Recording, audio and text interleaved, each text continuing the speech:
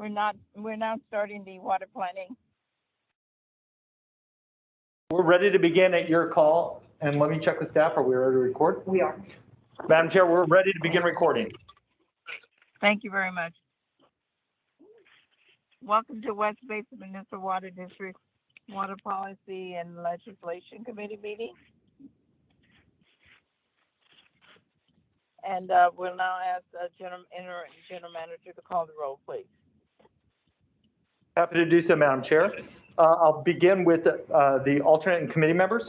Director Scott Houston. Here.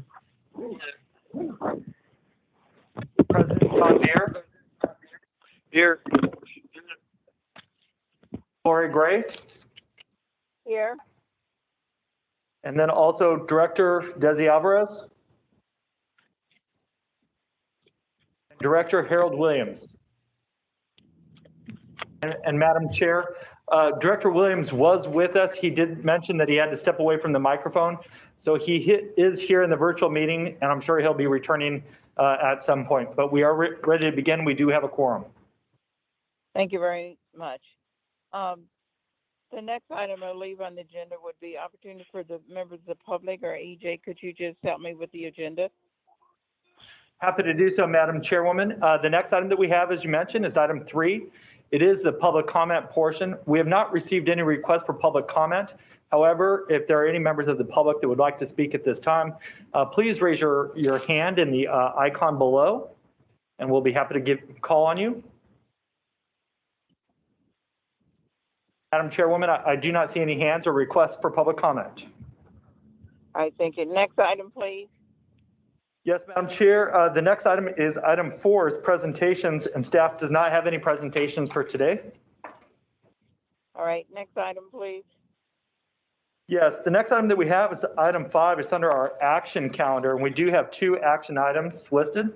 The first is item 5A. It's an authorization for on-call agreement with Woodard and Curran to perform professional services for the Greater Los Angeles County Integrated Regional Water Management Program. For this presentation, we do have staff member Tammy Hurley-High, our water policy and resources analyst. Thank you, EJ. Can you hear me okay? Yes, we can hear you fine. Yes. Great, thank you. Good afternoon, Chair Gray, Member Deere, and Director Houston. So this item is being brought to you today to consider approval of a new on-call agreement with Woodard and Curran. And this agreement would be for an amount not to exceed $72,960, becoming effective January 1st, 2022 through December 31st, 2027. These services are to support the Greater Los Angeles County Integrated Regional Water Management Program, also referred to as IRWIP. And the Greater Los Angeles County IRWIP Leadership Committee has approved a proposal from this firm and has directed West Basin to proceed with an agreement. And these services are for the IRWIP region to provide a comprehensive upgrade to the online Opti database system for local projects and to perform 5 years of maintenance service. So I would like to provide some background information regarding the contract services and the term. And as I mentioned, these services are provided for the Greater Los Angeles County IRWIP program. To support the Greater Los Angeles County IRWIP efforts, the Los Angeles County Public Works Department serves as the IRWIP program manager and oversees the consultant services. West Basin serves as the fiscal intermediary for the Greater Los Angeles IRWIP region. In 2016, the West Basin Board of Directors approved an on-call consulting agreement with this firm. And back then, the company name was RMC Water and Environment. And now the same company operates under the name of Woodard and Curran. And that agreement was one of 6 on-call consultant agreements to support IRWIP efforts that was selected through West Basin competitive solicitation process. And they perform services under agreement number W2686. And this agreement has expired on December 31st, 2021, which is why this proposed recommendation is being brought to you to consider a new agreement under the current formal name to become effective January 1st, 2022. And additionally, I would like to provide a little bit more information regarding services to be rendered. So DWR awards funding to IRWIMs across the entire state, and to fund local projects and support community assistance in managing our water resources. And the Los Angeles IRWIMP has been utilizing an OPTI database that allows local agencies to input detailed information on projects so that they may be eligible for state funding. And throughout the years, the Greater Los Angeles IRWIMP region has been very successful in receiving funding to support these local projects. As such, the Greater Los Angeles County region is heavily dependent on the OPTI database, as it is used as a tool and a mechanism to review and qualify local projects that can be eligible for state funding. Woodard & Kern acquired RMC, who originally developed the OPTI database and owns the software license. So the need for this upgrade is because the online OPTI database system is antiquated, it's about 10 years old, and it is unable to present projects optimally. And in September 2021, the Greater Los Angeles County IRWIMP Leadership Committee approved a proposal from this firm to perform a comprehensive upgrade to the online OPTI database system, along with 5 years of ongoing maintenance support. The upgrades include modernization to the system that involved 5 implementation tasks and phases, and those include creating a new OPTI database, configuring the new database with enhanced features, migrating all projects, going live, and conducting training. And then the firm would provide maintenance and technical support for 5 years. So with this approval from the Greater Los Angeles County Leadership Committee, the Los Angeles County Flood Control District will be managing the work and the services rendered by the consultant. And then West Basin would be relied upon to continue managing the non-interest bearing account for the IRWIMP region. And funding for this on-call agreement is available through the non-interest bearing account that West Basin holds on behalf of the Greater Los Angeles IRWIMP. And the funds in this account were previously collected from participants on the leadership committee and other entities with the intent of having funding available when services are needed. So I hope this background summary is helpful, and I would be happy to answer any questions that you might have after reading the recommendation.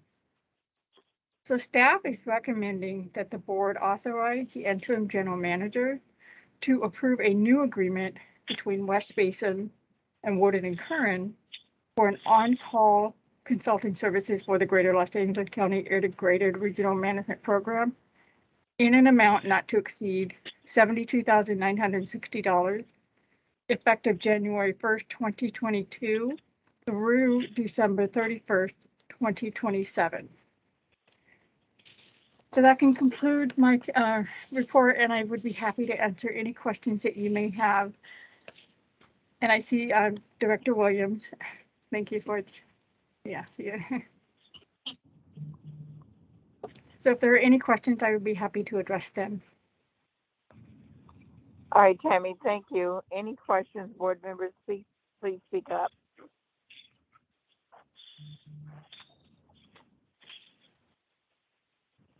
Tammy, I think you did a fabulous job, very thorough. I don't hear anyone with any questions. Okay, thank you. So, all right, and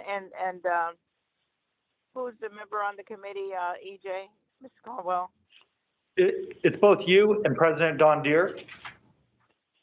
Director Deere, President Deere, is it okay Yes. to move these items forward?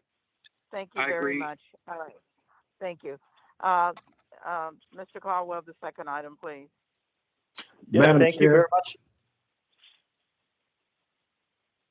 Director Williams? Yeah, Madam Chair, I was just like to let everyone know that I'm back. Okay. I'm in the meeting. Well, thank you, Director Williams. Welcome back. Thank you. Thank you. Okay, AJ, please. Yes, Madam Chair. The next item that we have is another action item. It's item 5B.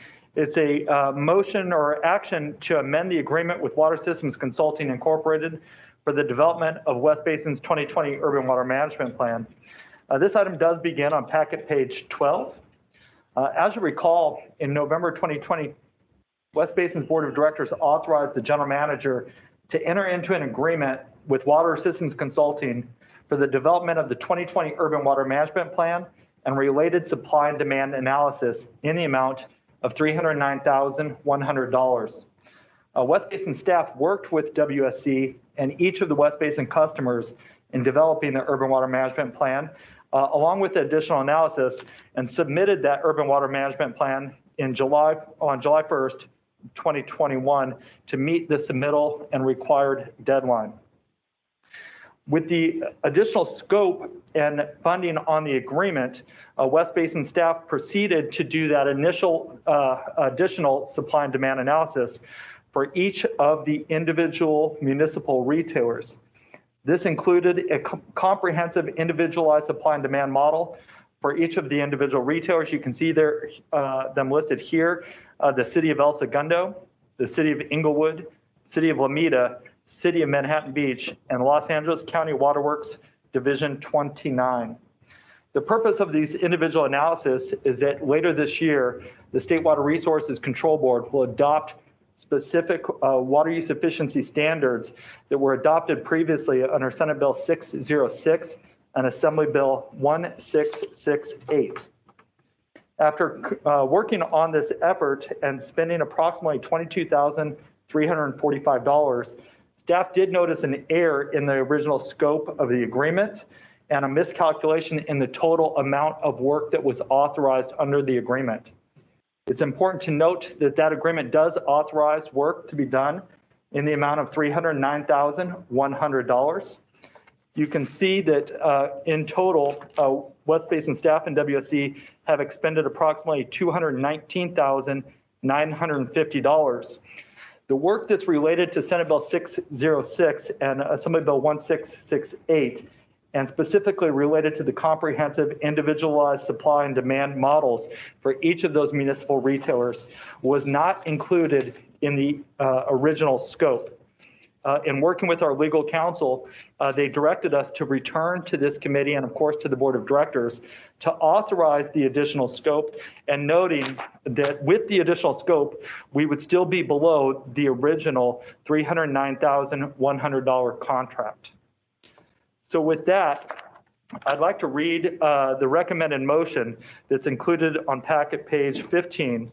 It's that the board authorize the interim general manager to amend the existing agreement with Water System Consulting Incorporated for the development of the 2020 Urban Water Management Plan to add new scope at a cost not to exceed $89,150 for a total project cost not to exceed the original contract amount of $309,100 to finalize development of supply and demand models for West Basin's municipal and county retail agencies. And I guess I would like to add one more piece to this. As you'll see, our investor-owned utilities are not included in this group. And so that includes Cal American, Cal Water Service Company, and of course, Golden State Water Company. They, as part of their corporate structure, they do have teams to do this analysis. However, we found that our municipal agencies just do not have the bandwidth and the staff and the resources to go and conduct this additional analysis that'll help them fall within those statewide mandates that, again, were created by that legislation. So that's the reason why we focused in on these municipal retailers, as we found that they are the ones that need that. So, Madam Chair, I've read the recommended motion, and I'm happy to answer any questions that you might have. Are there any questions, board members? Please speak up. Okay, EJ, can you proceed? And is that correct that I have the votes of the members of the committee? Yes, Director, do you agree to move it forward? Correct? Yes, I do. Yes. Yes. We recommend moving it forward to the full agenda, to the full board. Thank you, Madam Chair. The next item on our agenda is under our information calendar. It's item 6A, and it's our monthly Metropolitan Water District Program update. And for this presentation, we do have Tammy Hurley-High, again, our Water Policy and Resources Analyst. Thank you, Okay. EJ. Good afternoon again, directors. This information starts on page 19 of the committee packet. And the first part of this report summarizes the recent activities at the Metropolitan Water District on programs that are of interest and relevant to West Basin. And the report will conclude with a brief summary on the water supply conditions. So first, regarding Metropolitan's on-site retrofit program, last month, the board authorized increasing the incentive term and to include program elements for untreated imported water to be eligible in addition to potable water. These changes intend to increase program participation and recognize the longer-term benefits to be provided to the region. Metropolitan calculates the incentive of water savings at $195 per acre foot. The water savings achieved by retrofitting to recycled water system are remaining in place beyond 5 years, so therefore extending the benefits of the water savings. Additional modifications included an increase for the incentive calculation to 10 years, up from 5 years, to capture the additional water saving benefit. This program has been managed by Metropolitan since 2014 and has shown much success in converting more than 12,000 acre feet a year of potable water into recycled water. And next, the recommendations from the independent review of the workplace concerns. Well, it has been a while since I provided an update on the status of the Metropolitan workplace concerns. And so I just want to provide you a brief update. As you know, the Shaw Law Group provided Metropolitan with an independent report and recommendation to address several harassment concerns that were raised. And the Shaw Law Group report included over 45 recommendations. And currently, the general manager is overseeing plans to implement the recommendations, one of which was to develop a joint labor management advisory committee. And this committee would include representatives from the bargaining unit, the management, ethics, and legal departments. And so far, this committee has had 2 meetings to review 9 of the key items that they have been tasked with. And this advisory committee will be making recommendations that will be brought to the Diversity, Equity, and Inclusion Advisory Council for review and input. Then to the general manager, followed by submittal to the board of directors. Additionally, 2 key recruitments have been posted in response to the Shaw Law Group's recommendations. One position is for an equal employment officer who will be tasked to oversee the newly established EEO office. And in this capacity, the officer will be responsible for developing a strategic and organization plan.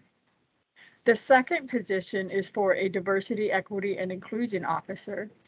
This position will be responsible for leading the newly created Office of Diversity, Equity, and Inclusion, and will also be responsible for the oversight of implementing Metropolitan's initiative for an organizational culture of diversity, equity, and inclusion. Overall, the recommendation provided to Metropolitan by the Shaw Law Group have been categorized into 4 areas for implementation. And those areas of oversight include the General Manager's Office, Legal and Ethics Department, Joint Labor Management Advisory Committee, and of course, the Board of Directors. So the next item is the budget and rate. Last week, a public meeting was held during the Finance and Insurance Committee regarding the proposed water rates and charges for calendar years 2023 and 2024, and to review the applicability of the ad valorem property tax limitation as outlined in the Metropolitan Act. Also, Metropolitan staff prepared a presentation to the board with some information on the budget and rates. The budget includes three main components that include the capital investment plan, the revenue requirement, and a cost of service analysis report to support the necessary rates and charges. So there will be two public hearings involving issues relevant to Metropolitan's rates, charges, and property taxes related to the budget. And the second public hearing will be scheduled for March 8th. Additionally, there will be two board workshops scheduled prior to the March 8th public hearing. And those workshops are scheduled for next Tuesday, February 22nd at 12:30 during a special finance and insurance committee. And also on Monday, March 7th during the regularly scheduled finance and insurance committee, which will be at 10 o'clock. And this item will be brought to the board for consideration of adopting the budget during their April 12th regularly scheduled board meeting. And lastly, the next item is a brief update on the board committee structure. I'd like to provide an update on this process with our West Basin directors, along with a little bit of background as to where we are now. During the January 25th special board of directors meeting, new appointments for the committee chairs and the vice chairs were presented to the board for their consideration. However, this item did not pass. And I had provided a summary of the newly approved committees last December to this committee. And the Metropolitan Board approved creation of 4 new standing committees at their November 23rd special board meeting. Following that, on January 11th, the board approved revision to the administrative code with language consistent to support these new committees. As outlined in this memo, the new committee structure is listed on page 20 of the committee packet. And these enhancements to the committee structure have been discussed among the board members for quite some time. And during the board retreat last September, the board members provided positive comments and feedback in building upon the board collaboration and camaraderie. Shortly afterwards, interest was solicited among the board members of proposed changes in this area. So overall, the new committee enhancements were widely supported by the Metropolitan Board of Directors. The new structure is intended to allow board members to weigh in on important priorities in meeting the water supply reliability needs of the region. So again, I wanted to make sure our West Basin board was aware that the proposed slate of committees chairs and vice chairs was not able to pass at the last meeting, but it is expected that there will be continued discussion on this subject.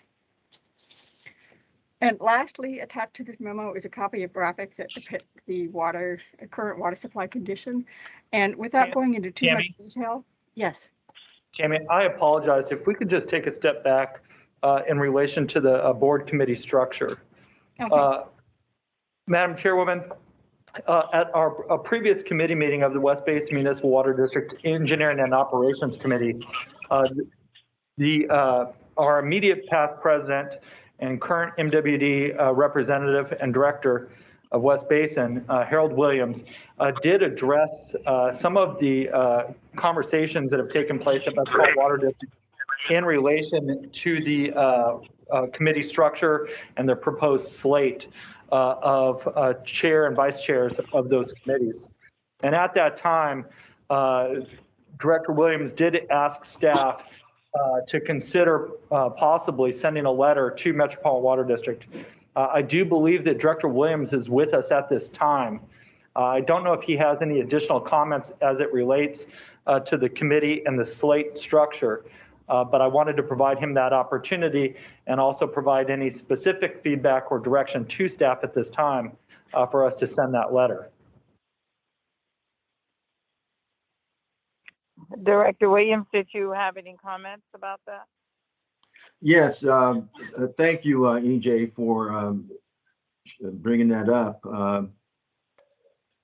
I don't know if any of our board members have been listening to and watching what's going on at MWD relative to this issue, that we are noticing there are some directors who are really being totally unfair in their treatment of our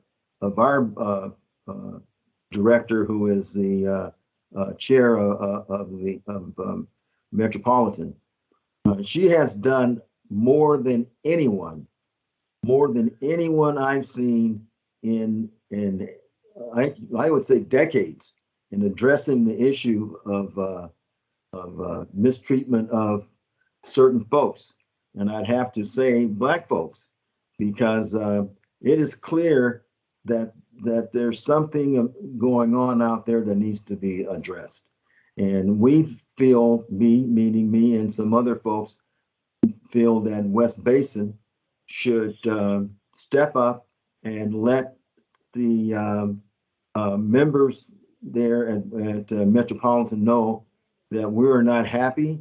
We see what's going on, and it relates to it goes back to when our director was nominated for chair of Metropolitan, and the person who was competing for that seat didn't get it, started a whole bunch of what we call nonsense, and it has to stop. And the attacks that are going on now, we must address. And I would appreciate it if, and I've spoken to staff about drafting a letter to the board, meaning Metropolitan, letting them know that we disagree with what this individual kind of stepped out there at the last Metropolitan board meeting to indicate that he is the one leading this horrible attack on our member, and we want that to stop.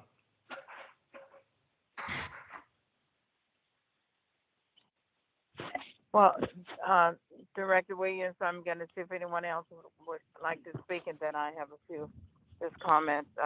Is there any other any director who would like to make any comments right now? Yeah, this is Director Don Deere. As in the last time that Harold brought this up at the meeting, I agree entirely with his comments, and I support his ideas. Thank you. All right. Is there any other? Is Director Houston on the phone?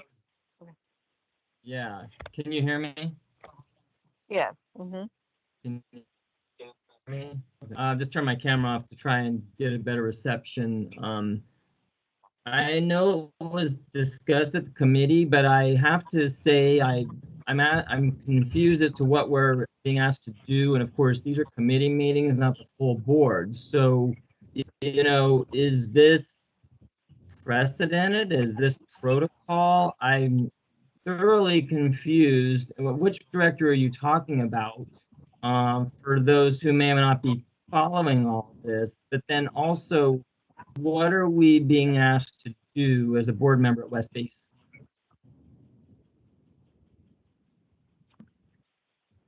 Director Williams, do you want to speak to that? Because I think you initiated this, and I appreciate Yes. it. But Yes, I believe that this letter has to come from the board, so it will be at a board meeting when the resolution or whatever is being will be detailed at that time.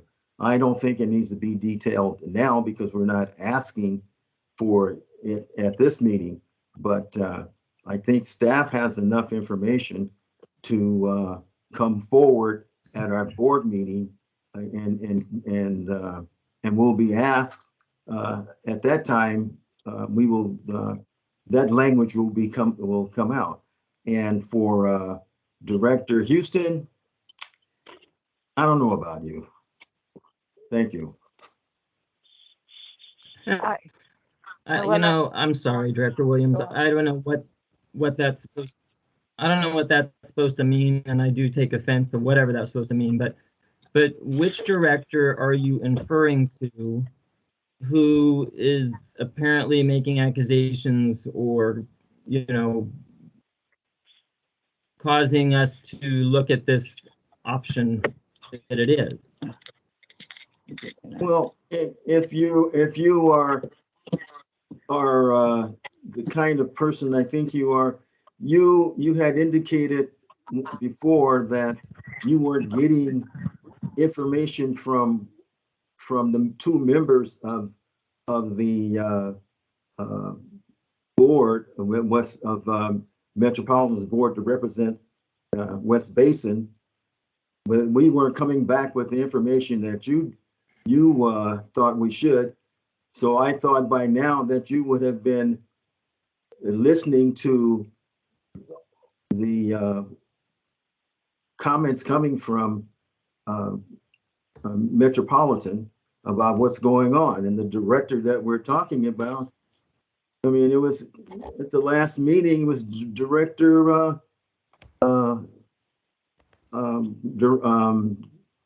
well, I can't think of his name right now. I'm so upset. But I believe it was, help me, EJ. I believe it was Director Ortega. Ortega, Don Ortega is the director. And I think you know that, Director Houston.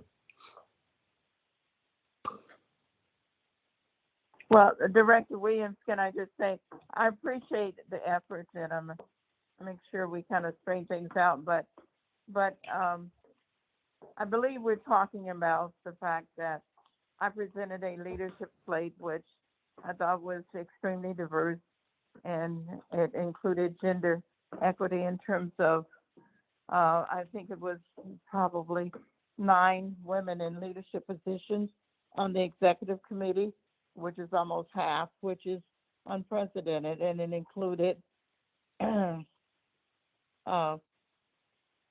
think it was 4 or 5 Hispanics out of 7 and 2 African Americans out of 4. And Director Williams had declined. He wasn't interested, and I think Director Taifan was not interested in serving in a co-leadership role.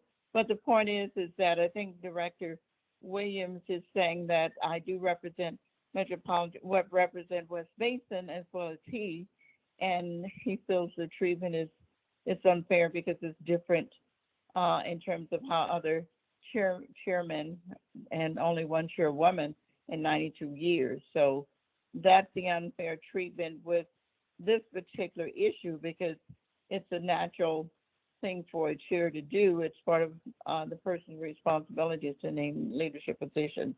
So, and I think there was some discussion about who was kind of more out front in this effort than others because of maybe someone would run against me. So, but I just want to say that I appreciate the effort. Maybe the board can come together. I think there was a proposal for a letter to send to the board to be supportive of your representative, and that, you know, that would be very much appreciated. But it's up to the board, the majority of the board, and I think it would be something that I think other member agencies would look at, because I do represent West Basin, and so if this board is so inclined to do that, then I think that would be a positive thing if that's what you do. And so I just want to make that very clear. That's what we're talking about in terms of the issue, this specific issue, and you know, perhaps the board can consider the letter with staff doing the language of the letter to be supportive of their representative, if that's what the majority of the board would like to do. Madam Chair, Yes. I think that that is something that I want to have on the agenda. I made that clear. It's my understanding that any board member can request that something important goes on the board agenda, and I'm doing that now. And I believe that the details of what we're talking about will come out at that board meeting. I mean, to come out now, and you know, we could say more, but I think my dear friend Director Houston is being a little disingenuous. So I'm just going to say that and wait until we have the full board and we can talk about this in front of God and everybody. Thank you. All right, thank you. So, EJ, this was not on the agenda today, so what I heard Director Williams do is request it to be on the full agenda. Our president's on the phone, so is that the process for it just to go on the full agenda and not any particular further discussion or action here? That is correct, Madam Chair. This is an information item. The direction provided by the directors today is not an action, but it is direction for staff to bring that back at the full board meeting. So we'll finalize a draft for the board's consideration and bring it to that meeting. Perfect. Okay. Any further discussion on this? I actually have a couple. Yes. I actually have a couple questions on the presentation, and hopefully everybody can hear me okay. And, I look forward to seeing what staff decides to bring back. Director Williams, I'm not sure why you came across a little bit, defensive or insulting toward me for any reason, because I'm just asking questions, and I think they're valid questions. So, I just think the way you phrase some things were uncalled for in this meeting. But again, I look forward to seeing what staff will bring forward to talk about at the meeting. By the way, on this presentation, and I think, Tammy, I thought you mentioned it, but is the slate included in here? Because I didn't see it in the package unless I missed the page number. No, it is not included. We can send that to you. Great. Could you send that over, please? Because I didn't see it in this backup. Yes. And yeah, and I may add, the slate really would be incorporated with the executive committee. That's what I was speaking of, because the executive committee would be 21 folks. And so my slate would be a part of it. And those are numbers that I share with the board. That's what it would reflect, I believe. Okay. Very good. Very good. Tammy would send the entire proposed slate which would include the executive committee. Will do. Thank you. Okay, great. Now I want to go back to some other things in the presentation, and that was, I did have a question real quick on the on-site retrofit program. Is that something that have any of our, customers or areas of our customer base, have they utilized that, or are they eligible for that at all? Or I don't know if you have an answer on that. Yes. West Basin has had retail agencies to participate in this program over the past few years. And this is a good thing that, they're extending the program and providing more enhancements. So we can go out as staff and further promote this to our retail agencies that have not already, of course, participated in it. Okay, good. Maybe in the future, can you guys give us a rundown of who took advantage of it or how it worked? Okay. Just so we're better informed, and because that is a great concept to understand, especially for newer projects and new customers. The next thing I wanted to ask was on the following page, on the budget and rates. Can you all send a copy of the presentation that was made? You mentioned there's a presentation made, I think maybe February 8th at a meeting. But if you all could send a copy of that to, at least to me, but probably the full board. And then also you mentioned some upcoming meetings. So if you could send that information to the board as well and the links, because not all of us have time to pay all the attention to what's going on at Metropolitan, but if there's meetings coming up and presentations, I'd love to know about it. I understand the budget and rates is extremely important right now and going forward. So I'd appreciate that, Tammy. Yes, will do. Okay, great. And I think that's it for me at the moment. All right. Any other comments? Madam Chair, I did want to mention, Tammy did have additional highlights of her presentation that she was going to run through. So if there are any additional questions at this time, feel free to ask. Otherwise, we'll have Tammy complete that report. Okay, just one thing I wanted to add, Director Houston had asked for some information. On the slate, you may want to also give the board, West Basin Board, a copy of the transcript of my comments, which includes some statistics in those comments that I made, my remarks at the board. Tammy and EJ. Yes, we can do that, absolutely. Thank you very much. Okay, if you could You're welcome. continue, Tammy. Yes, Mhm. thank you. So just briefly, the water supply conditions, those are included in the packet too, a full 2-page graphics. I didn't want to go into too much detail, but in summary, the storms in December brought much needed precipitation to the northern Sierra Mountains, and that allowed the Department of Water Resources to increase the state water project allocation to 15% of Table A supplies for the state water contracting agencies. However, there have not been any significant storms since then, and as of this month, these regions have continued to experience warm and dry conditions. So that concludes this report. Thank you.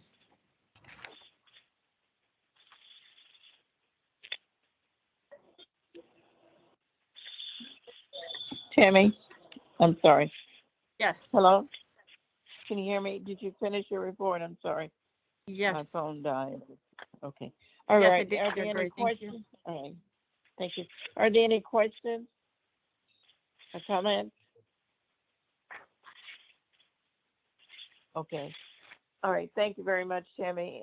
What else, EJ? What's next, please? Yes, Chairwoman, we do have one additional information item. This item is item 6B. It is our monthly legislative update. You can find that begins on packet page 32, but I'll begin the presentation with an overview of the Niemela Pappas and Associates memo that's included in the board packet on packet page 34. I did want to highlight a few things. We are in the midst of an extremely busy week within the California State Legislature. The last day for bill introductions is later this week on February 18th. So we are already starting to see a flood of legislation. And as part of that, you're starting to see a lot of spot bills or bills that have a very simplistic theme or concept, but could potentially become a little bit meatier down the road. But I did want to highlight that after the governor unveiled his proposed January budget back on January 10th, the legislature did reconvene to discuss several of the concepts that the governor had outlined, and specifically took early action on bills related to the pandemic response, employee paid supplemental sick leave, and restoring net operating losses, and R&D tax credits for businesses. And you can see that there in the board packet on packet page 34. There are a handful of bills that were incorporated into this, one of which was Senate Bill 114, which reestablishes a temporary and limited paid sick leave requirements on certain employers related to time off from work due to specific COVID infections. And it's important to note that our Human Resources Department, again, they've done an amazing job of always staying on task when it comes to COVID response and the everyday changing of both our local and statewide policies. And this is an item that has been closely tracked. This item did pass out of the Senate by a vote of 30-7 with 3 non-voting, and the Assembly by a vote of 55-8 with 12 not voting. And of course, this would allow employees to take a specific sick time for those COVID-related tests and sicknesses that had concluded at the end of the pandemic emergency. And so this will be picking that back up. Senate Bill 113 provides specific COVID-19 economic relief. And this is primarily geared towards providing $150 million from the Fund for the California Small Business COVID-19 Relief Grant Program for assistance. And so that's a great news for our local communities. Senate Bill 115 provides or appropriates $1.9 billion from the general fund for purposes related to COVID-19 state of emergency to increase testing capacity and enhance and expand vaccination programs. Again, that's crucial in our underserved communities and potentially rural areas within the state of California. Senate Bill 116 includes statutory changes to the Human Services Code provisions. Specifically, the bill allows the Department of Social Services to use federal fund awarded for contracts and grants to provide for-profit organizations to support refugee resettlement efforts. And lastly, Senate Bill 117, which makes necessary statutory changes to ratify and implement the Memorandum of Understanding agenda between 6 bargaining units and, of course, the state of California. So keeping people working here in the state of California and moving forward despite the COVID pandemic realities that we're all facing. On packet page 36, again, you see those legislative vacancies.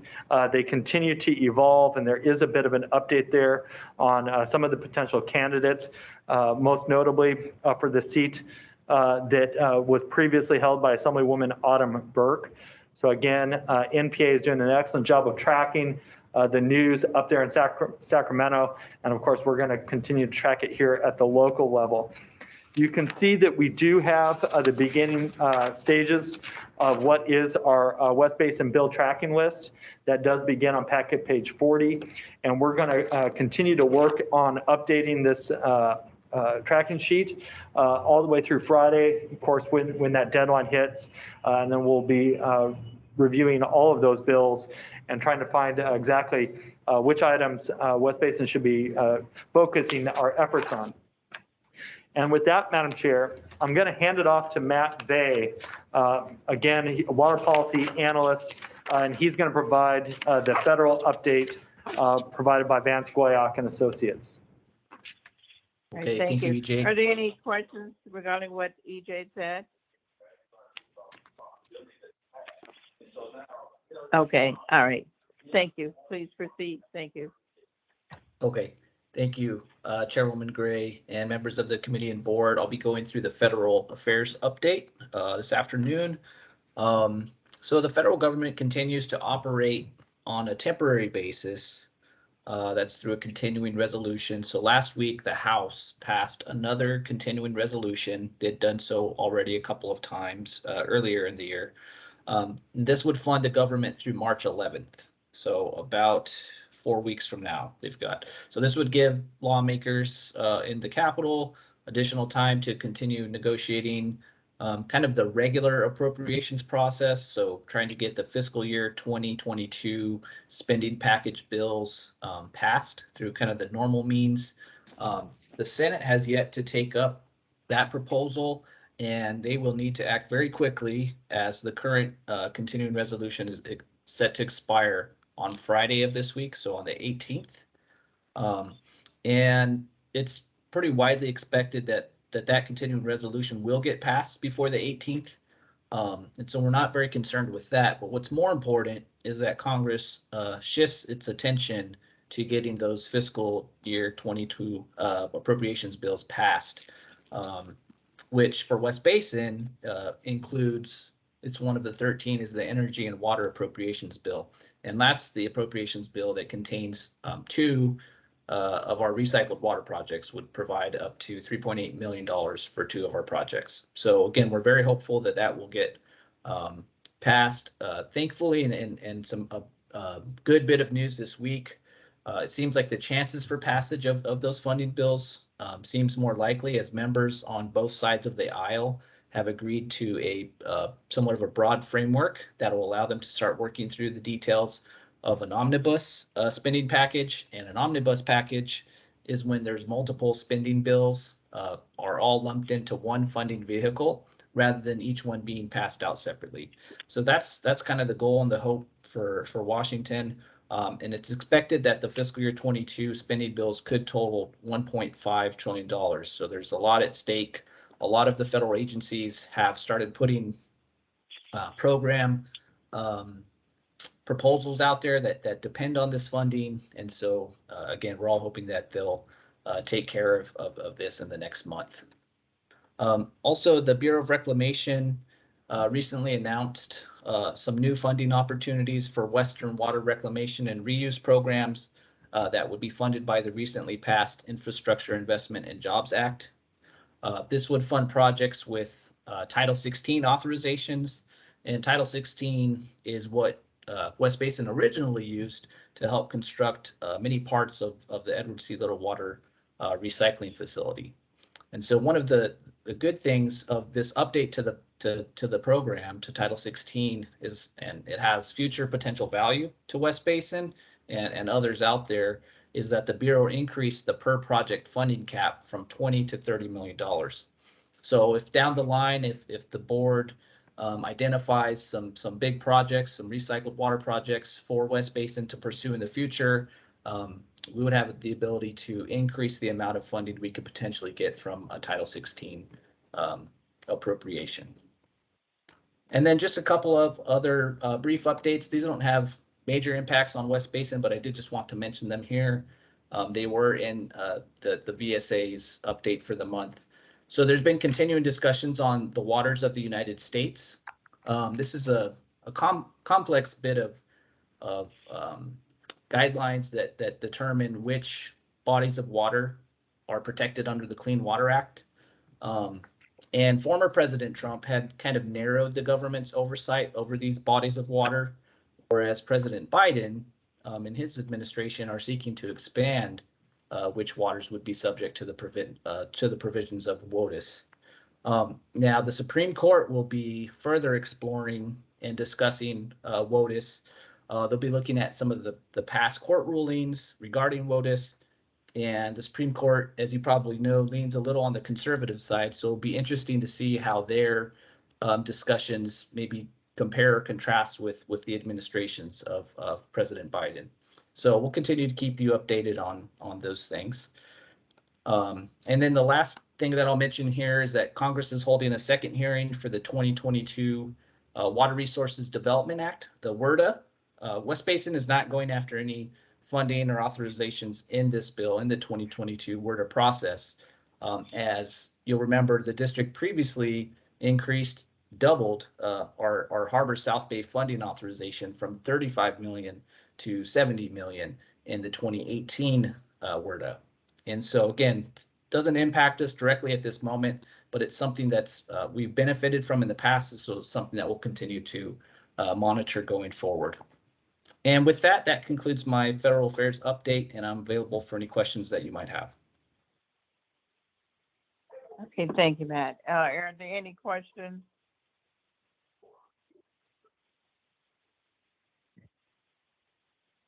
All right, thank you very much for your presentation. EJ, anything next? Madam Chair, that concludes our information calendar. The next item on the agenda is item 7, it's closed session. And West Basin staff and legal counsel have no closed session items today, which brings us to item 8, director's comments and future agenda items. Okay, thank you. Directors, do you have any comments? Director Deere? Yes. President Deere? Yes, a very efficient meeting, less than an hour. I think that's very good, and got a lot of information. Thank you very much, everyone. Thank you, President Deere. Director Houston? I don't have any other comments. Thank you, Madam Chair. Thank you.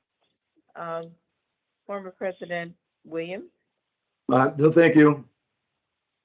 Thank you very much. There's no other board member on the phone, correct? Online? That is correct, Madam Chair. All right. All right. I think that's the last item, correct, EJ? That is correct, Madam Chair. We are ready for adjournment. All right, thank you. Did you have any comments, EJ? Anything to add today? I just have one final comment. I was going to do it after adjournment, but I wanted to note that item number 10 on the agenda is our next scheduled meeting. And we did not include a date for that meeting because we were working to set the chairs of each of those committees, and that'll be done in committee, of course. It'll flow through the Finance and Administration Committee and then be adopted by the board. But looking at the recommendation by the board president, the Water Policy and Legislation Committee would remain at its current time for the next month. And that is scheduled, a regularly scheduled opportunity to meet for Water Policy and Leg would be March 15th at 1 p.m. All right. Thank you, EJ. All right. Thank you, EJ, for your work and also the staff. Thank you for all your reports today. And thank you, interim general manager. And with that, we are adjourned. Thank you, board members. Take care. Thank you, Madam Chair, Thank you. members Bye-bye. of the committee and board. Bye.